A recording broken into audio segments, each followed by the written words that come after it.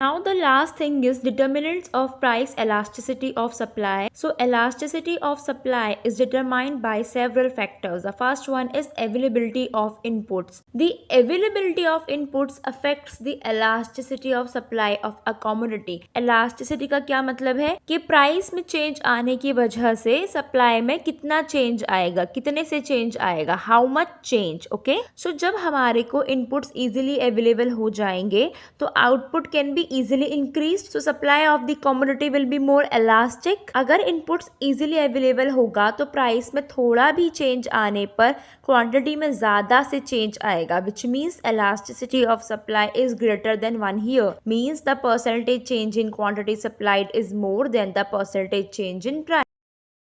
तो बहुत डिफिकल्ट हो जाएगा आउटपुट को रेज करना. आप आउटपुट को ऐसे ही नहीं चेंज कर सकते हो, ऐसे नहीं बढ़ा सकते हो.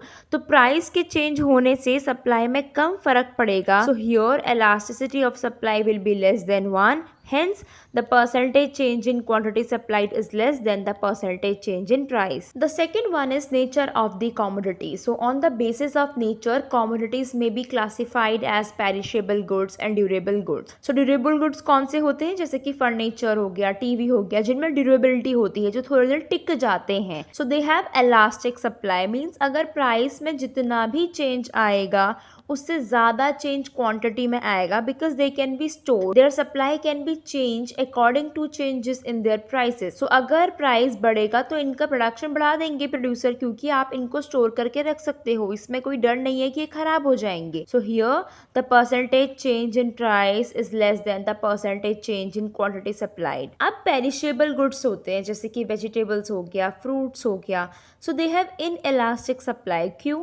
बिकॉज आप इनको स्टोर करके नहीं रख सकते हो, and they have to be disposed of within a very short period irrespective of their prices. अगर इनका प्राइसेस कितना भी बढ़ जाए तो प्रोड्यूसर इनकी सप्लाई नहीं बढ़ा सकता, क्योंकि आप इनको स्टोर करके नहीं रख सकते हो. ये बहुत जल्दी आपको सेल करने पड़ते हैं, नहीं तो खराब हो जाते हैं. Hence the percentage change in price is more than the percentage change in quantity supplied. Now cost of production. अगर कॉस्ट बहुत ज्यादा तेजी से बढ़ रही है विद इंक्रीज इन आउटपुट, तो सप्लाई इंटेंडेड सप्लाई कम से बढ़ेगी, बिकॉज प्रॉफिट मार्जिन कम है.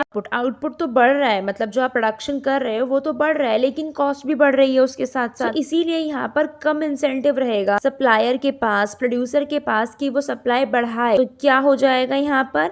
The percentage change in price is more than the percentage change in supply. So seller will reduce the supply, hence the supply will be in elastic. But if the cost of production increases slowly with rise in output, then supply will increase with rise in prices. So in this case, supply will be more elastic. So अगर cost of production कम से बढ़ रही है with increase in output, तो supply भी बढ़ेगी with rise in price, because profit margin बढ़ेंगे. Hence the percentage change in price is less than the percentage change in quantity supplied. The fourth is length of time, जिसको आप time period भी बोल सकते हो. In very short period, बहुत ही short period क्या होता है? मार्केट पीरियड जिसको हम बोलते हैं, तो बहुत ही ज्यादा शॉर्ट पीरियड होता है. तो supply of a commodity can not be changed at all. Price कितना भी हो, कितना भी आपका चेंज हो, आप यहाँ पर सप्लाई नहीं चेंज कर सकते. Supply is perfectly inelastic. In the short period supply is relatively less elastic as firm can change the supply by changing the variable factors. So हमको पता है कि शॉर्ट पीरियड में बस वेरिएबल फैक्टर्स चेंज हो सकते हैं, and variable factors में चेंज आने की वजह से सप्लाई बहुत ज्यादा रिएक्ट नहीं करेगी. इसीलिए क्या होगी यहाँ पर? सप्लाई इन इलास्टिक होगी. So supply responds to price change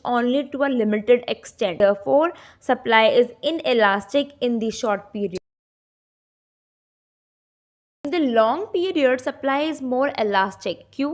Because आप यहाँ पर सारे फैक्टर्स को चेंज कर सकते हो. सारे फैक्टर्स का क्या मतलब है? Factors of production. So supply can be easily adjusted as per changes in prices. So long period में सभी फैक्टर्स ऑफ प्रोडक्शन वेरिएबल होते हैं, मतलब आप सभी को चेंज कर सकते हो. तो अगर प्राइस में चेंज आएगा, प्रोडक्शन चेंज हो सकता है bye changing the quantity of all the factors of production. इसीलिए जो इलास्टिसिटी ऑफ सप्लाई होती है यहाँ पर लॉन्ग पीरियड में, वो हाईली इलास्टिक होती है. इसीलिए सप्लाई कर्व यहाँ पर फ्लैटर बनता है. अगर बहुत ही ज्यादा शॉर्ट पीरियड है तो कैसा बनता है, वर्टिकल होता है, पैरेलल टू वाई एक्सिस होता है सप्लाई का। अगर शॉर्ट पीरियड है तो स्टीपर होता है, इनइलास्टिक होता है, और अगर लॉन्ग पीरियड है तो फ्लैटर होता है, इलास्टिक होता है। The technique of production, so supply is generally elastic for commodities which involve simple techniques of production. आप अगर सिंपल टेक्निक यूज कर रहे हो तो प्राइस बढ़ेगा तो क्वांटिटी ज्यादा से रिएक्ट करेगी प्राइस बढ़ने पर। बिकॉज टेक्निक सिंपल है, आप इजीली उसको शिफ्ट कर सकते हो, चेंज कर सकते हो, तो इसीलिए सप्लाई यहाँ पर इलास्टिक है। लेकिन सप्लाई पर इन इलास्टिक हो जाएगी जहां पर बहुत ही कॉम्प्लेक्स टेक्निक यूज होती हैं। आप आउटपुट इजीली इंक्रीज नहीं कर सकते हो विद इंक्रीज इन प्राइसेस, तो इसीलिए प्राइस चेंज होने पर क्वांटिटी कम से रिएक्ट करेगी। Now the natural factors, commodities whose production depends on natural factors, जैसे कि वेदर हो गया, so they have inelastic supply. क्यों? बिकॉज प्रोडक्शन डिपेंड कर रहा है नेचुरल फैक्टर्स पर। प्राइस बढ़ने पर क्वांटिटी ज्यादा नहीं बढ़ सकती है, इसीलिए supply inelastic. On the other hand if production doesn't depend on natural factors, जैसे कि in case of manufacturing goods, तो सप्लाई क्या होती है, इलास्टिक होती है। कमोडिटी नेचुरल फैक्टर्स पर डिपेंड नहीं करती है, प्राइस बढ़ने पर हम सप्लाई बढ़ा सकते हैं, which means a percentage change in quantity supplied is more than the percentage change in price.